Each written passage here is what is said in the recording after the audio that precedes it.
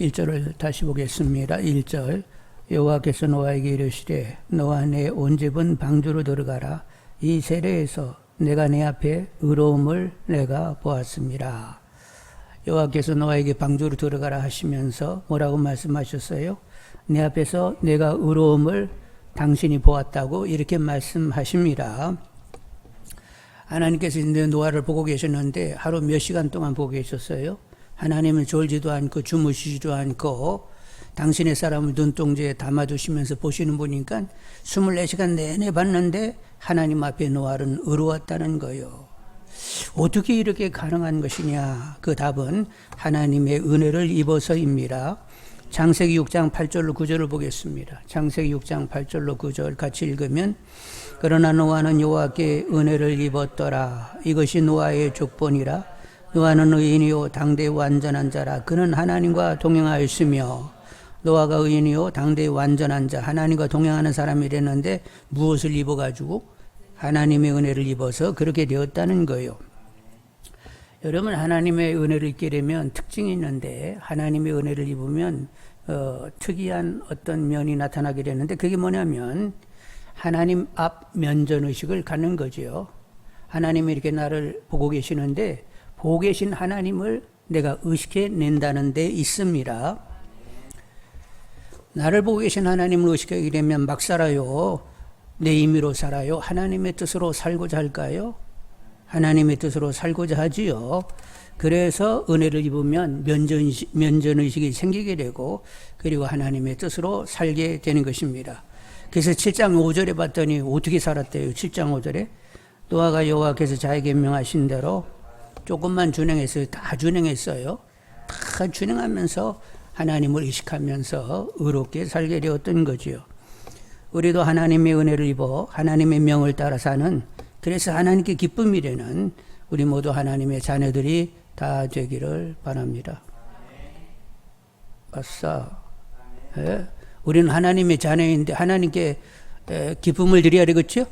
그러면 하나님 면전의식이 있어야 돼요. 하나님은 나를 보고 계시네. 이렇게 의식이 되면 하나님 앞에 바르게 살 수밖에 없고 그런 나를 하나님이 기뻐하시고 좋아하시는 줄 압니다.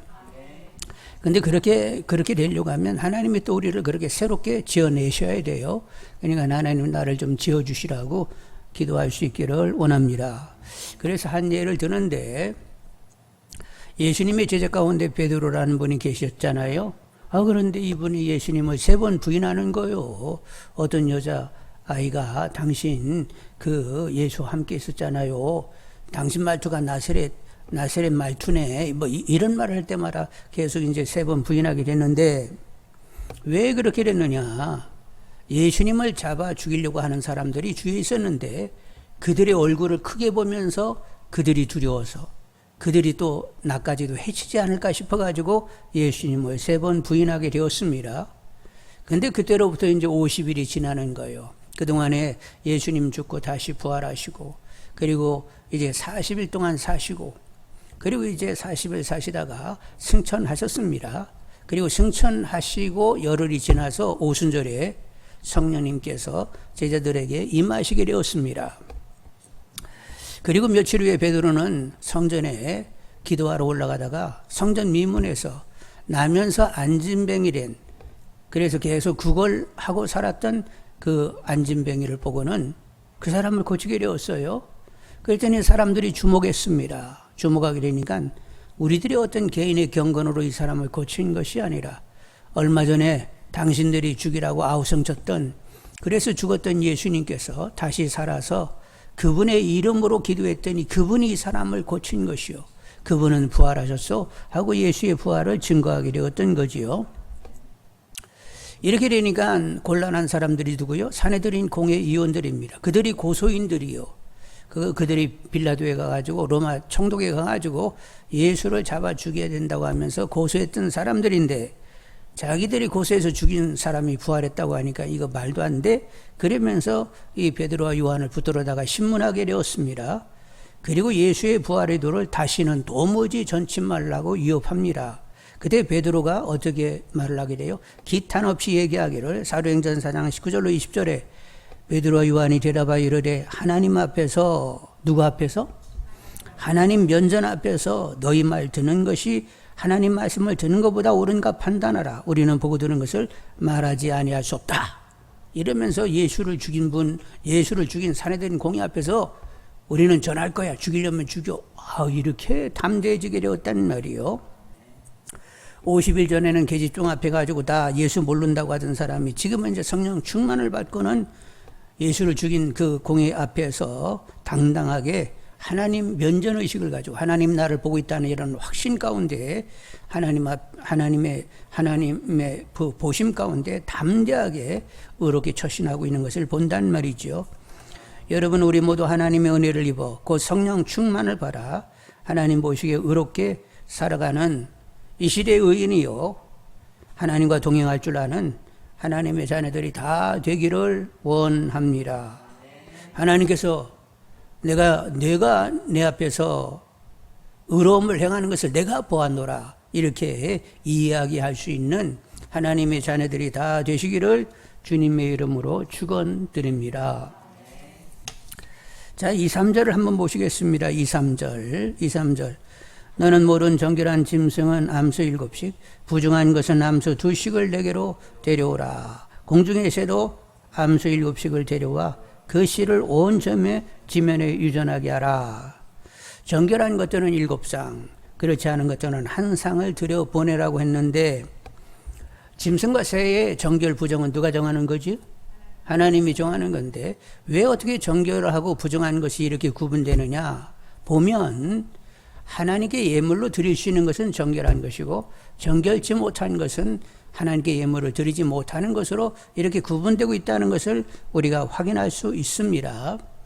그래서 앞으로 계속 하나님께 이렇게 번제를 드리려고 하면 정결한 것들이 필요하기 때문에 정결한 것들은 7쌍을 들여보내라고 이렇게 말씀하신 거예요. 그래서 여러분, 창세기 8장 19절로 20절을 읽습니다. 창세기 8장 19절로, 창세기 8장, 자, 19절로 20절, 같이 읽습니다. 땅의 동물 곧 모든 짐승과 모든 기는 것과 모든 새로 그 종류대로 방주에서 나왔더라. 노아가 여호와께 제단을 쌓고 모든 정결한 짐승과 모든 정결한 새 중에서 제물을 취하여 번제로 제단에 드렸더니, 그러니까 어떤 짐승과 새 가지고 하나님께 제단에 제물을 드렸다고요? 정결한 것들로 드렸습니다. 그러다 보니까 한 쌍이 들어갔으면 그것마저 바치면 멸종되게 되겠죠? 그러니까 앞으로 몇 번 더 드려야 되니까 7쌍을 들여보내게 되었단 말이요. 자, 그런데 정결한 짐승이 있고 정결한 새가 있으면 정결한 사람 있는 거예요, 없는 거예요? 여러분 생각이 어떻게 생각하셔? 정결한 사람도 있어야 되는 거죠? 자, 정결한 짐승이 있다, 정결한 새가 있어서 제단에 제물이 된다. 그러면 인간도 정결한 사람이 있어서 제단에 제물 드려줘야 되는 거지요. 여러분, 로마서 12장 1, 2절에 뭐라고 말씀하셨어요? 그러므로 형제들아, 내가 하나님의 모든 자비하심으로 너희를 권하노니 너희 몸을 하나님이 기뻐하시는 산 제물로 드려라. 이는 너희의 드릴 영적 예배니라. 너희는 이 세대를 본받지 말고 마음을 새롭게 함으로 변화를 봐라. 하나님의 선하시고 기뻐하시고 온전하신 뜻이 무엇인지 분별하도록 하라 하면서 너희 몸을 뭘로 드리라고? 하나님 기뻐하시는 산 제물로 드리라고 했습니다. 여러분, 다들 정결한 사람들이 되기를 원합니다. 하나님께 깨끗이 드려지는 제물들이 되시기를 원합니다. 세상 가치에 휘둘려가지고 부귀, 권세, 명예, 인기 등 육신적으로 누릴 것을 늘 이렇게 기대하는 것이 아니라 말씀과 기도에 창념하며 오직 하나님의 뜻으로 살고자 하는, 하나님의 뜻에 올인코자 하는 분들이 다 되기를 원합니다. 우리들의 믿음의 선배님들 어떻게 살았어요? 성경에 나오는 선배님들 어떻게 살았어요? 하나님의 뜻으로 살고자 하여 환난과 시련과 핍박과 기근과 죽임을 당한 분들이 거의란 말이요. 오늘날에도 공산국가와 그리고 종교권, 타 종교권, 모슬림이라든가 불교라든가 여타의 종교권에 있는 많은 성도님들이 지금도 시련과 핍박과 기근과 죽임을 당하고 있단 말이요. 동시대를 살고 있으면서도 그렇게 살고 있단 말이요.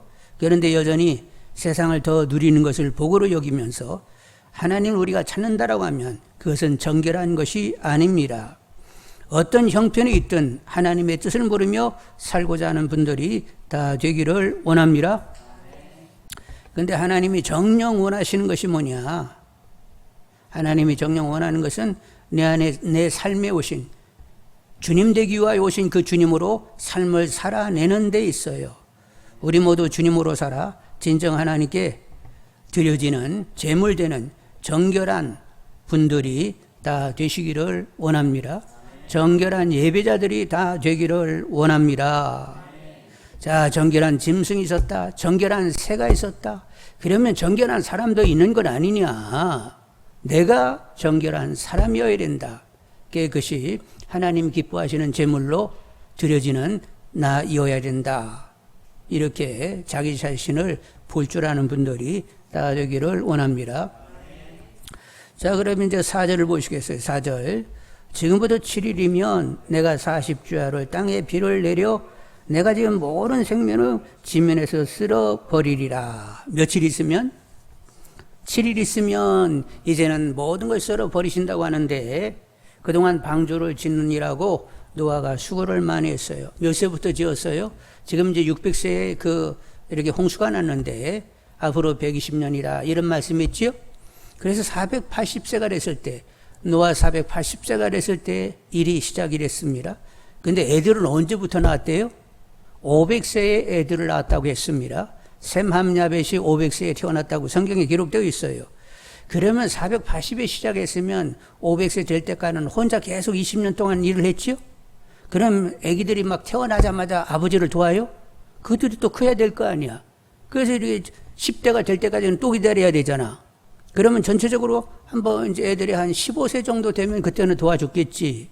그러면 한 35년 동안은 홀로 방주를 지었던 것입니다. 처음에 이제 방주를 짓기 위해서는 땅을 이렇게 골라야 될 거 아니에요? 이렇게 배가 이렇게 조그만 거예요. 막 엄청나게 큰 거예요. 축구장보다 더 큰 거니까 땅을 이렇게 일단 정지 작업을 하고 그리고 배를 만들기 위하여 나무들을 도끼질하면서 계속 쓰러뜨렸습니다. 그리고 이제 배에다 바를 역청도 나름 준비하면서 애를 썼던 거죠. 그렇게 허구한 날 그 짓을 내내 하고 있으니까 지인들이 뭐라고 얘기했어요? 이거 정신 나갔어. 허구한 날 지금 뭐 하는 거야? 하면서 하여간 탓하고 조롱하고 비웃었겠지요. 그러나 노아는 하나님의 실제하심, 하나님의 살아계심을 분명히 확신하고 있었습니다. 그리고 하나님의 격려와 주시는 힘으로 계속 감당하게 되었던 거지요. 그래서 여러분도 하나님의 실제하심 확신하는 분들이 되기를 바라고, 그리고 여러분 믿음 잃지 않고 소망 중에 늘 하나님의 뜻으로 살고자 하는 분들이 되기를 원합니다. 며칠 남았다고 했어요? 7일 남았다고 했습니다. 그동안 이제 120년을 지나오면서 노아는 사람들에게 뭐 하냐고, 앞으로 홍수 심판이 있다고 그러면서 이제 하나님께로 여러분 돌아와야 된다고 이렇게 전하게 되었고, 인연척뿐만 아니라 동네 사람과 그리고 원거리의 사람들에게도 찾아가가지고 앞으로 홍수가 있을 것이요 하면서 그는 전하게 되었단 말이요. 준비하셔야 된다고. 근데 이제 지금 며칠 남았어요? 120년이 지나고 며칠 남았다고? 7일 남았습니다. 그래서 마지막 또 이 노아는 홍수를 전하면서 홍수 심판을 전하면서 방주로 돌아올 것을 인연척 지인들 그들을 안타까이 여기면서 찾아가 또 전하게 되었던 거죠. 그랬더니 그들이 반응했어요? 무반응이었어요? 반응하지 않았습니다. 그런데 이 무반응은 그때만 그런 거예요? 지금도 그런 거예요? 그때나 지금이나 마찬가지요. 마태복음 24장 38절로 39절에 홍수전에 노아가 방주에 들어가던 날까지 사람들이 먹고 마시고 장가들고 시집가고 있으면서 홍수가 나서 그들을 다 멸하기까지 깨닫지 못하였으니 인자의 맘도 이와 같으리라. 노아 홍수 때는 물로 심판하지만 주님이 인자 대신 주님이 오실 때는 뭘로 심판하신다고? 불로 체질하며 심판하신다고 했습니다. 근데 우리가 이런 말을 들어도 심중하게 들어요? 그냥 흘려 들어요? 다들 흘려듣고 제대로 듣지를 못한단 말이요. 그래서 우리가 할 일은 뭐냐? 기도하면서 때를 얻든 못 얻든, 때를 얻고 못 얻고는 누가 결정하시는 일이요? 하나님의 주관 가운데 있어요. 그 사람 믿고 안 믿고는 우리가 결정할 일이 아니요. 그분의 하나님의 결정이니까 우리는 기도하면서 때를 얻든 못 얻든 전할 뿐입니다. 여러분, 그러나 우리의 기도를 소홀히 여기지 아니하시는 하나님인 줄 알고 더욱 소망 중에 기도하시면서 온 가족이 그리고 절친이 이웃이 하나님께 돌아오는 역사를 계속 기대하시는 분들이 되기를 원합니다. 자, 며칠 남았다고요? 7일 남았습니다.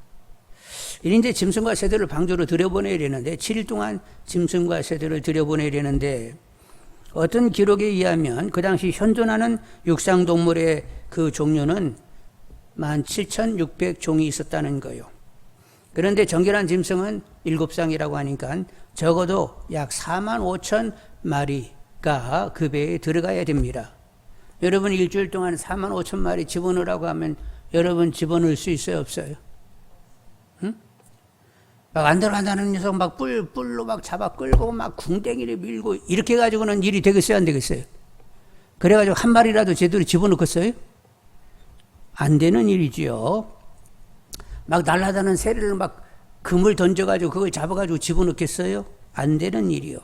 그래서 여러분 7장 15, 16절을 한번 보겠습니다. 15, 16절 15절 보셨어요? 자, 같이 읽습니다.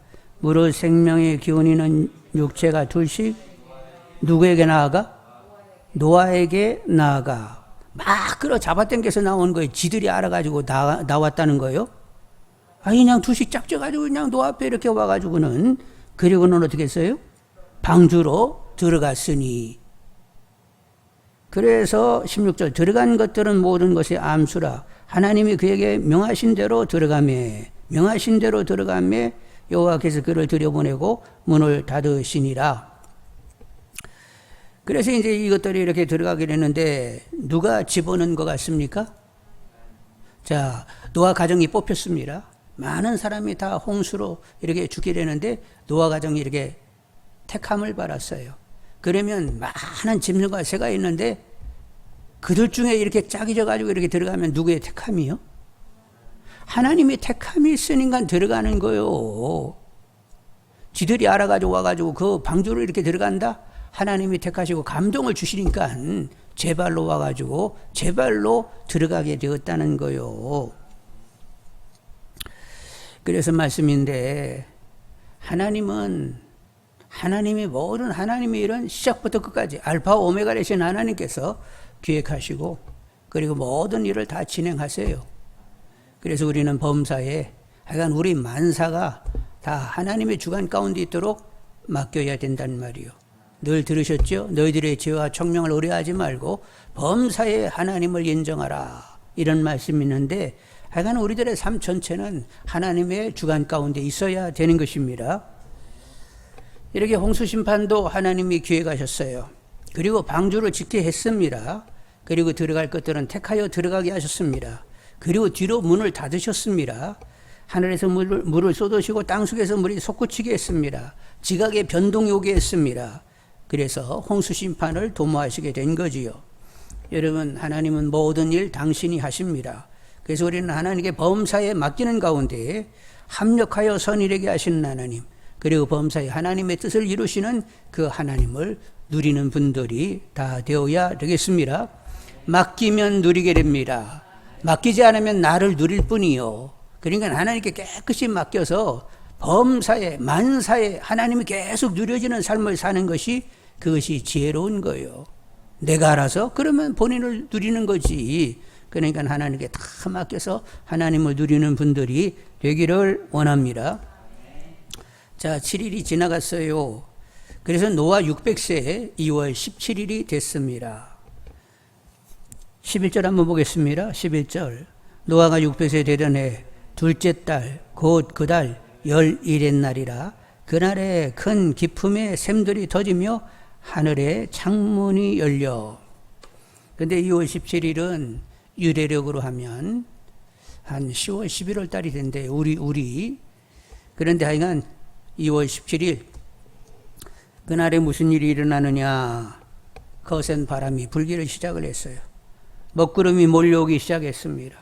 천둥 번개가 연속적으로 치며 억수 같은 장대비가 쏟아지게 되었습니다. 하늘이 터지고 깊은 샘물이 솟구치게 되었습니다. 사람들은 한두 시간 쏟아지다가 말겠지 했는데 하루 종일 왔어요. 그리고 이틀, 3일, 4일, 5일, 6일, 7일 계속 천둥 번개를 치면서 억수로 비가 오는 것이었어요. 그래서 이제 기온이 다 떨어졌습니다. 막 한기가 들었어요. 여러분 비 계속 오면 기온이 서서히 내려가는 거 여러분 경험하시지? 그래서 막 다들 덜덜거리면서 그런데도 비는 그치지 않는 거예요. 낮은 지역은 다 침수되었습니다. 산사태가 나고 들은 온통 물에 잠기게 되었어요. 그러면서 짐승이 둥둥 떠다니고 사람도 물에 뜨게 되었습니다.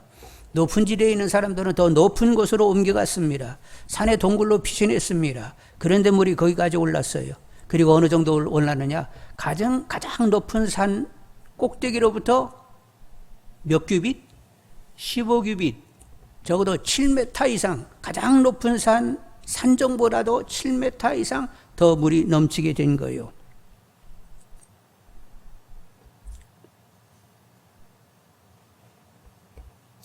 그래서 모든 지식 있는, 호흡 있는 것들은 다 죽고 말게 되었던 거죠. 사람들은 그러게 막 40일 동안 번개가 연속적으로 치고 그리고 이렇게 물이 쏟아지고 이런 경우를 당하면서 공포와 무서움과 후회 가운데 하나님의 엄존을 느끼게 되었어요. 노아가 전한 말씀이 그대로 이루어지고 있는 것을 그들이 알게 되었습니다. 그러나 알았지만 그들은 다 죽고 말았어요. 자, 여러분, 그들이 이제 죽었습니다. 이제 죽음으로 이제 끝나는 줄 알았어요. 되게 사람들은 죽음 위에 뭐가 있어? 죽음으로 끝나는 거지. 뭐 이런 말을 하는데 죽음으로 끝나는 줄 알았는데 죽고 보니까 어떻게 됐어요? 지옥문 앞에 서 있게 되었습니다. 거기는 두려움과 고통으로 영원히 사는 곳이에요. 그 지옥문 앞에서 이제 두려움과 고통으로 영원히 사는구나 이렇게 생각을 가지며 들어가게 되었던 거지요. 그들은 절망하게 되었고 말할 수 없는 공포 속에서 지옥 생활이 그렇게 시작이 된 거예요. 그런데 노아의 가족은 어떻게 됐죠? 노아의 가족은 방주에 들어갔습니다. 연속적인 번개가 막 천둥번개가 쳤습니다. 그리고 그냥 비가 막 쏟아졌어요. 그런데 이 노아의 가족은 하나님의 심판 중에 우리가 구원받았다는 사실을 확신케 되었지요. 그래서 막 번개치고 그냥 막 비가 억수로 쏟아지는데 오히려 하나님의 그 거저 쉬는 은혜, 그 구원을 노래할 수밖에 없었던 거예요. 그래서 그들은 그런 천둥 번개 빗소리에 장단을 맞춰 가지고 하나님의 구원을 노래하며 춤추게 되었던 거지요. 히브리 13장 15절 그러므로 우리는 예수로 말미암아 항상 찬송의 제사를 하나님께 드리자. 이는 그 이름을 증언하는 입술의 열매니라. 우리는 항상 찬송을 불러야 된다는 거예요. 예수로 말미암아 얻어진 구원, 주님으로 말미암아 삶을 살게 되는 것, 이것을 여러분들 즐거워하고 노래하고 찬송 부르는 그것이 입술의 열매가 된다고 합니다. 여러분 입술의 열매가 많으신 분들이 되기를 원합니다. 노아는 그동안 비양과 조롱 가운데 묵묵히 살아왔어요.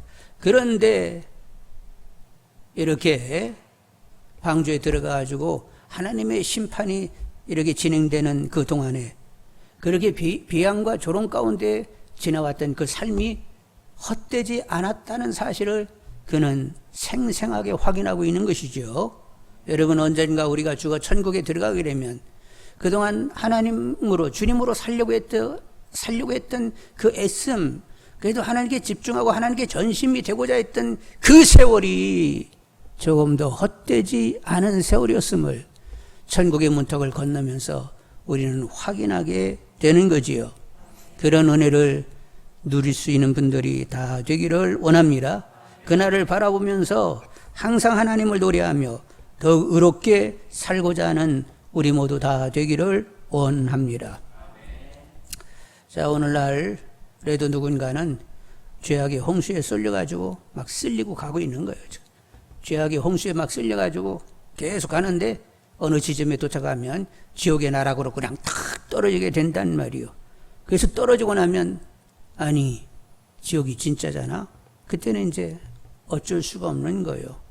그런데 구원의 방주에 들어온 사람들이 있습니다. 주님 안에 들어온 사람들이 있습니다. 예수를 구주로 깨끗이 영접한 사람들이 있어요. 그런데 미안하지만 내가 정말로 주님 안에 들어와 있는지를 제대로 확인하고자 하는 분들이 되기를 원합니다. 여전히 그냥 내가 알아서 산다. 예수를 믿는데 교회는 다니는데 여전히 내가 알아서 산다. 그리고 뭐 다른 때는 모르고 뭐가 궁핍하고 뭐가 이게 사정 있고 필요할 때만 주님을 찾는다.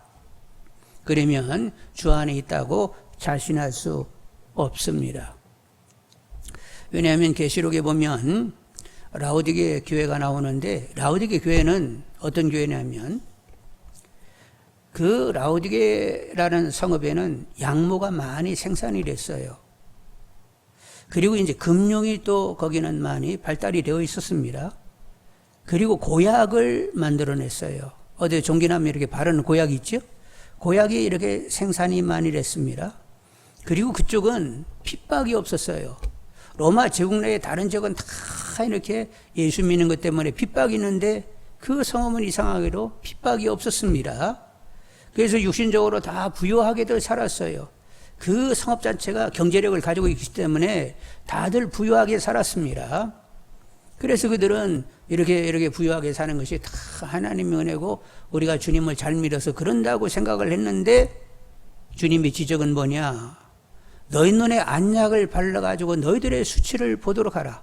너희들의 가련함을 보도록 하라. 그리고 수치를 가려라. 이렇게 말씀하시면서 또 한 말씀, 내가 문 밖에서 문을 두드리노니 문을 열면 내가 그에게로 들어가 그로 더불어 먹고 그는 나로 더불어 먹으리라 말씀하시면서 너희들은 아직도 나를 영접하지 않았어. 그리고 라오디 교회에 주님이 질책한 것이 너희들은 덥지도 차갑지도 않고 미직지근해서 토하기 아주 십상이야 이렇게 말씀을 하셨단 말이요. 사람들은 그냥 교회를 출입하니까 내가 제대로 예수 안에 있는 것처럼 착각을 하게 되는데 예수 안에 있다라고 하면 주로 살아야 돼요. 여러분 주님을 제대로 인격적으로 모시게 되면 여러분 안에 치열함이 생긴다는 걸 아십니까? 주님을 제대로 주님으로 인격적으로 모시고 나는 이제 주님으로 살아야 돼 이렇게 마음이 딱 결정이 나면 확 보여지는 게 뭐냐면 죄의 본성이 보여지게 되는 거예요. 나는 주님으로 살려고 하는데 또 하나 여전하게 나로 살게 만드는 어떤 강력한 힘이 역사하는 것을 보는 것입니다. 그래서 곤고함을 느끼게 되는 거예요. 그리고 이 사망에서 누가 나를 건져내랴 탄식하면서 질문 던지게 되는데 그때 제대로 성령님을 만나게 되는 거지요. 성령님만이 우리 육을 죽이고 주로 살게 하시는 그분 성령을 제대로 만나게 되는 것입니다. 그런데 번번이 보면 여전히 나로 이렇게 싹싹 돌아가고 있는 내 안에 죄의 본성으로 갚버리고 마는 이런 사정을 계속 보다 보니까 이제 성령을 구하는데 일주일에 한 번씩 구해야 돼요? 무시로 구해야 돼요? 아, 성령님은 이제 무시로 구하는구나. 성경에도 무시로 구하라고 했는데 그 말이 맞다 하면서 무시로 성령을 구하면서 순간 주님으로 살려고 하게 되는 거지요. 그래서 신앙은 순간이요. 순간 나로 살든지 주님으로 살든지 순간으로 왔다 갔다 하는 거예요. 아, 이거 신앙은 순간이구나. 무시로 성령을 구치 않으면 신앙생활이 제대로 유지가 안 되는구나. 주님을 주님으로 제대로 인정할 수 없구나. 이 사실이 분명히 다가오게 되는 거예요. 그래서 이제 예수님을 인격적으로 모시게 되면 죄의 본성이 발견되게 되고 더 성령을 무시로 구하게 되고 그리고 내 안에 치열한 영적 싸움을 싸우게 되는 거지요. 밖으로 싸움보다도 내 안의 싸움이 얼마나 더 치열한지를 보게 된단 말이요. 그래서 뭐 남 얘기 못하는 거요. 내 문제도 해결하지 못하는데 누구 얘기를 한단 말이요. 근데 남 얘기 열심히 하는 사람은 아직도 육신적인 사람이고 성령으로 살고 성령으로 행하는 것이 뭔지를 몰라. 주님으로 산다는 것 자체를 아직도 모르는 거예요. 주님을 인격적으로 만나지 못했으니까 남 얘기 실컷 하고 저러면 되느니 많이 하고 하는데 그 사람은 주님을 제대로 모신 사람이 아니요. 남 얘기하는데 그분 안에 있는 주님이 남 얘기하라고 했어요? 그럴 수는 없잖아요. 그러니까 주님으로 못 사니까 남 얘기하고 다 손가락질하고 뭐 실컷 남 얘기하는데 정작 자기는 주님으로 못 사는 거예요. 방주 안에 제대로 들어와 있는 것이 아니란 말이요. 사단에게 속아서 사는 거예요. 여러분, 성령의 조명 가운데 내가 정말로 방주 안에 있는지를 직시할 수 있는 분들이 다 되시기를 바라고, 주님을 인격적으로 만나고 주님을 순간순간 주님을 인정해내면서 나는 살해할 자인 것을 아시는 분들이 되기를 원합니다. 그리고 성령을 무시로 구하면서 주님께 집중되고 전심으로 주님으로 살고자 하는 나를 발견할 수 있는 분들이 되기를 원합니다. 주님께 집중되어 있고 전심으로 주님으로 살고자 하는 나는 볼 수 있어요. 볼 수 있을 때 이건 하나님의 은혜로 이렇게 된 것임을 확신케 되는 것입니다. 그래서 늘 말씀드리는데, 은혜는 어디 밖에 있는 게 아니고 내 안에 있어요. 나는 압니다. 내가 은혜를 받고 있는 자인 것을 내가 안단 말이요. 성경이 말하는 그 성경 말씀으로 나를 통찰해내고, 성경이 무엇을 필요로 해야 하는지를 내가 필요로 하고 있고, 그리고 그 성령의 주장함 가운데 순간 주님으로 살아내고자 하는 그런 치열함, 전심, 집중이 내 안에 있음을 보면서, 이건 내가 어떻게 만들어 가질 수 있는 것이 아니라 하나님의 은혜가 아니고서는 안 되는 것인데, 하나님의 은혜가 있어서 이런 내 안에 심령의 상태가 만들어졌다는 사실을 보게 되는 것이지요. 여러분, 그래서 이제 성령의 주장함 가운데 주님으로 살아내는 분들이 다 되기를 원합니다. 여러분, 뭐가 최고요? 뭐가 최고의 삶이요? 자, 노아의 시대에 누가 최고의 삶을 살았어요? 노아가 최고의 삶을 살았어? 그렇지. 다들 죽어버렸으니까 노아는 살았잖아요. 방주에 들어왔잖아요. 구원을 받았잖아요. 하나님으로 살았잖아요. 이것이 최고의 삶이란 말이요. 여기에 뭐 이렇게 비수두로만 그냥 여러 가지 모양을 이렇게 가져와가지고 비추려고 하지 말아요. 노아의 그 최고의 삶은 무엇인지 그냥 극명하게 우리에게 보여주고 있잖아. 노아처럼 살아야지. 어설프게 살아가지고 다 멸망당하면 안 되잖아. 그러니까 최고의 삶은 노아처럼 사는 것인데, 오늘 우리들도 노아가 그 당대의 의인으로 하나님과 동행하는 자로 하나님의 은혜를 입어 최고의 삶을 살고 결국 구원받은 것처럼, 오늘 이 시대에도 우리가 하나님의 은혜를 입어 정말로 하나님과 주님으로 말미암아 삶을 살아내는 이들이 돼서 최고의 삶을 사는 분들이 되기를 원합니다. 무엇이 최고인지를 아셔야 된다는 말이요. 노아가 어떻게 해서 최고의 삶을 살았는지를 보시면서 내가 이 시대의 최고의 삶을 사는 것은 어떻게 사는 것인가를 아셔야 되겠어요. 다른 거 여타 얘기할 것 없어요. 노아가 하나님으로 산 것처럼 나는 주님으로 사는 것, 이것이 진정 생명을 가지는, 구원을 가지는 영원한 삶을 사는 것임을 분명히 하면서 나는 최고의 삶을 살고 있다, 이렇게 고백해낼 수 있는 분들이 다 되기를 원합니다. 여러분 모두 우리 시대에 노아처럼 최고의 삶을 사시는 분들이 다 되기를 원합니다. 노아처럼 은혜를 입어 오늘의 시대의 의인이요, 그리고 하나님과 동행하는 내 안에 오신 주님으로 삶을 살아내는 이런 귀한 믿음들이 되시기를 주님의 이름으로 축원합니다.